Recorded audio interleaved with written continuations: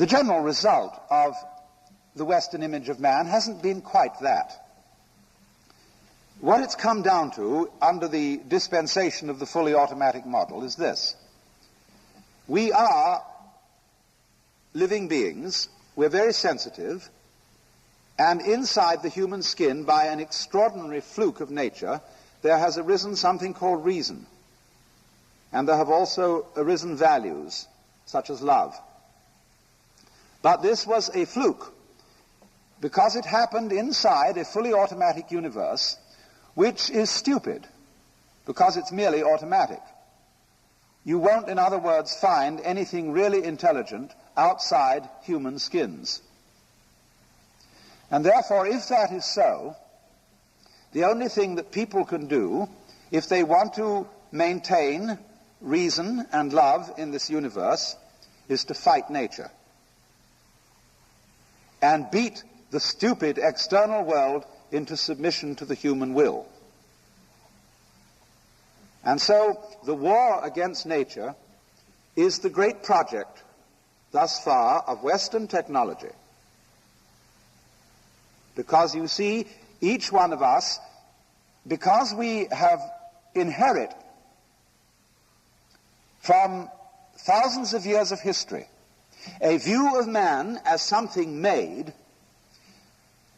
and almost of a sort of breath breathed into a pot of clay, or an image of clay, a kind of, each one feels himself as a globule of consciousness or mind, living inside a vehicle called my body. And since the world outside that body is stupid, we feel estranged from the world. When we find out how enormous the universe is, that makes us as individuals feel extremely unimportant and rather lonely. Because you see, we consider ourselves, our basic image of ourselves, is of a soul or an ego or a mind, all by itself in its little house, looking out at a world that is strange and that is not me. I am therefore a brief interval of consciousness between the darkness and the darkness. And that isn't too happy. I would like to be able to believe that it was more than that. If I could, so many of us say, if I could only still believe that there is an intelligent and eternal God in whose eyes I am important and who has the power to enable me to live forever, that would be very nice. But for many people, that's an extraordinarily difficult thing to believe. Now I want to contrast this image of the world with another, what I call the dramatic image as distinct from the image of the potter, or the ceramic image. And this will be the presiding image of Hinduism. Their idea is this, that God didn't make the world like a technologist, but he acted it. That is to say, every person and everything for that matter, every tree, every flower, every animal, every star, every rock, every grain of dust is a role or part which the Godhead is playing. You must understand, of course, that the Hindu image of God is a little bit different from the Jewish, the Christian, and the Islamic. When I was a little boy, I used to ask my mother interminable questions. And when she got sick of it, she said, "My dear, there are some things in this life that we're just not meant to know." Well, I said, "Will we ever know?" She said, "Yes. If you die and then go to heaven, God will explain it all." And so I used to hope that on wet afternoons in heaven, we would all be able to sit round the throne of grace and say to the Lord, "Why did you do this and why did you do that?" And he would explain. Every child in the West asks his mother, "How was I made?" and nobody knows, but they know that perhaps somebody does, and that'll be God, and he'll be able to explain. Likewise, if anybody gets mentally deranged and claims to be God, we always humor such people by asking them technical questions. How did you make the world in 6 days? Or if you're God, why couldn't you change this plate into a rabbit? But that is because in our popular image of God, God is the supreme technocrat. He knows all the answers. He understands everything in detail and could tell you all about it. But the Hindus don't think of God that way.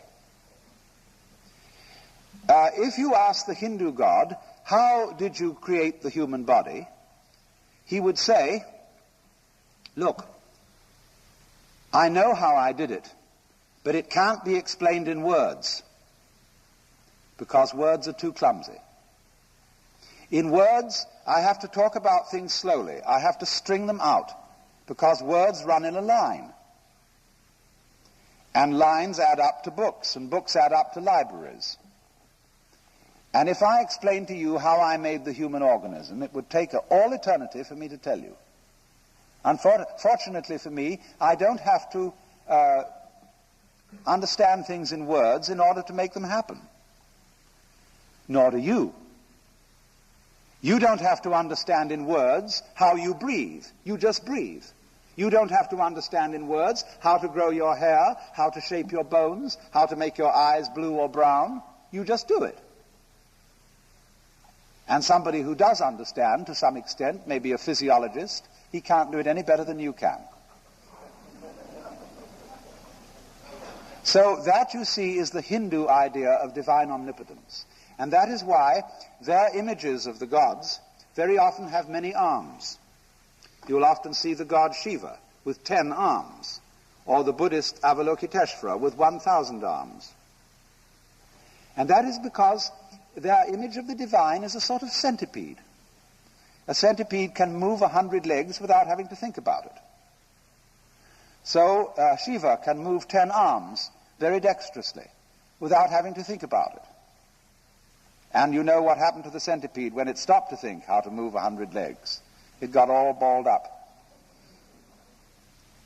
So in this way, the Hindus do not think of God as being a technician in the sense of having a verbal or mathematical understanding of how the world is created.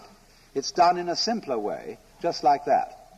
Only if we had to describe this simple way in words, it would be very complicated, but God, in their idea, doesn't need to do so.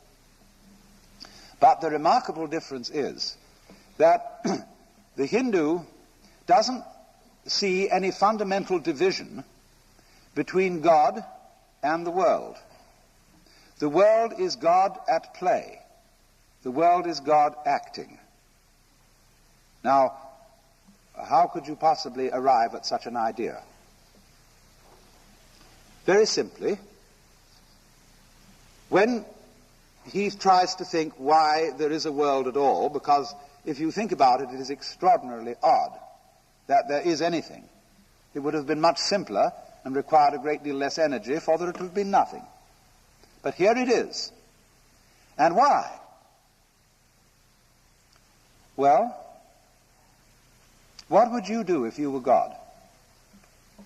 Or let me put it in a simpler way.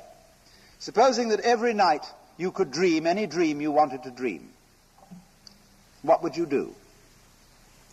Well, first of all, I'm quite sure that most of us would dream all the marvelous things we wanted to happen. We would fulfill all our wishes. And we might go on that way for months.